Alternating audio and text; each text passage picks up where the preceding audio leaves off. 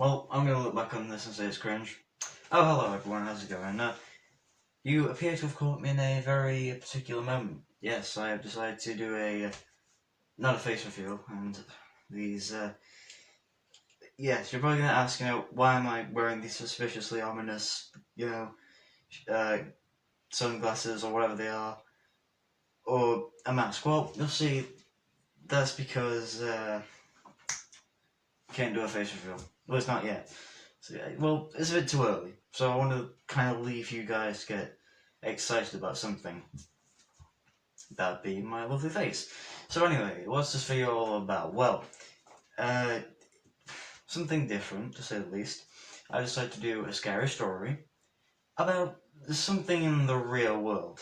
As if as if the scary stories I haven't done already aren't as realistic, which I try to go for, except sometimes you'll catch some others that are not particularly in the real world sense. So I think I can probably tell of a couple of them. They might even flash on screen. Who knows? Something might even be here right now on the screen. I don't know. I don't even know if I can bother to edit anything like that in. But anyway, that's beside the point. Today's video is something highly, highly different, and that is, of course, about Robert the Doll. This is just and it's real. Did I mention that? No? So anyway, that's the topic of today's video. A doll that is real and is apparently haunted. So, oh, and did I mention it's also cursed, apparently? So I'm taking a chance while recording this video, and I'll be honest, I don't particularly believe in curses or anything, so we'll see. We'll see what happens after this video. But anyway, without wasting any more time, let's just get into the video, shall we? In the late 1800s, Thomas Otto and his family moved into a mansion at the corner of Eaton and Simmons Streets in the Key West, Florida. Now known as the Artist's House, the Ottos were known to be stern with their servants, sometimes even ministrating them. It was the treatment of one such Italian servant that provides a twist in the story. One woman was hired to take care of Robert. One day, Miss Otto supposedly witnessed her practicing black magic in their backyard and fired her.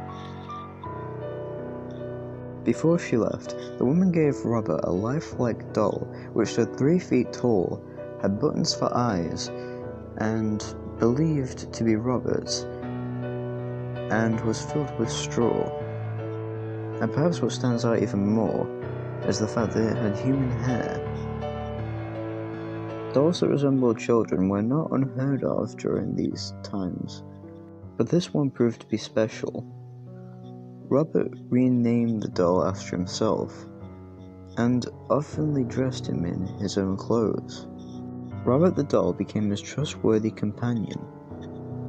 He took it with him on shopping trips downtown, and the doll had a seat at the dining table, where Robert would sneak it bites of food when his parents weren't looking. Robert would even be tucked into bed with the boy at night. Soon, this innocent relationship took on a strange nature. Soon after, Robert chose to be referred by his middle name, Jean. After being scolded by his mother, he told her that Robert wasn't his name, it was the doll's. Jean was often heard in his room, having conversations with Robert. Jean would say something in his childish manner, and responses could be heard in such a lower voice. Sometimes Jean would become very agitated, worrying the servants and his mother. She would on occasion burst into her son's room to find him cowering in a corner, while Robert sat perched on the chair or on the bed, glaring at him. this was only the beginning. Household objects would begin to be found thrown across the room. Jean's toys turned up mutilated, and giggling could be heard whenever these unusual acts took place. Jean always said Robert did it. The boy took the punishment, but always insisted that the blame was Robert's. As the mischief grew, more and more servants took their leave as new ones were hired. Otto's relatives felt it was time to do something with the recommendation of a great aunt. Jean's parents removed Robert from his care and placed him in a box in the attic. This is where he resided for many years. After the death of his father, Jean was willed his boyhood home. He decided to live in that Victorian mansion with his new wife. Jean had become an artist and felt the house was spacious and would provide a place for him to paint. He went to the attic and dusted off his childhood toy. He became attached to the doll, despite his wife's displeasure. Jean would take the doll along with him everywhere. He even sat in his favorite chair, while Jean and his wife slept nearby. The turret room became Robert's domain after Mrs. Otto moved him back to the attic.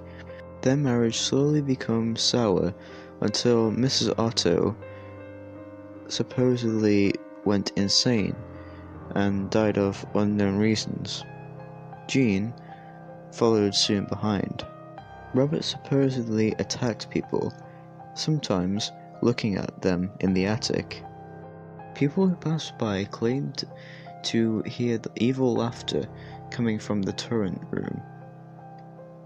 For some time, Robert remained in that empty house by himself until a new family purchased the mansion. The doll was once again moved to the attic. This pleased it as much as the last time. The doll was often found throughout the house on certain nights. Robert was found at the foot of the owner's bed giggling with a kitchen knife in hand. This was enough to make them flee from the house.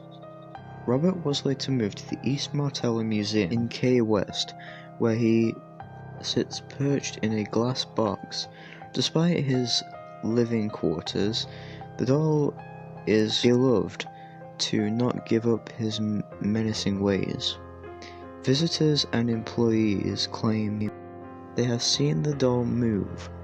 His smile has been known to turn into a scowl. One employee cleaned Robert and turned off all the lights and left for the night. The next day, he returned to find the lights on and Robert sitting in a different position than the night before, and a fresh layer of dust on his shoes. Some say he'll even curse you. If you want to take a picture of him, you must ask politely. He'll tilt his head in permission. However, if he doesn't, and you take the photo, a curse will bestow upon you and anyone who enters the museum. The same will happen if you make fun of him. To this day, Robert remains in the East Martello Museum in his sailor suit, clutching his stuffed iron and counting his menacing ways. And so that was Robert the doll. So I may have made fun of him in the intro, but am I gonna get cursed? We'll see. If you see this lovely face coming back, then, well, obviously you won't see my face, but anyway, if you hear my voice, then you'll know I'm okay. If I don't upload, probably just burnout. That's mainly the problem. I suffer a lot from burnout. So, yeah. But that's Robert the doll. Hope you guys enjoyed. Thanks for watching. If you like the content, as usual, be sure to subscribe. I make stuff like this most of the time, so it's pretty guaranteed. If you like scary stuff, it's going to be on the channel. So, thanks for watching again. Love you all, and I'll see you in the next one. Bye bye.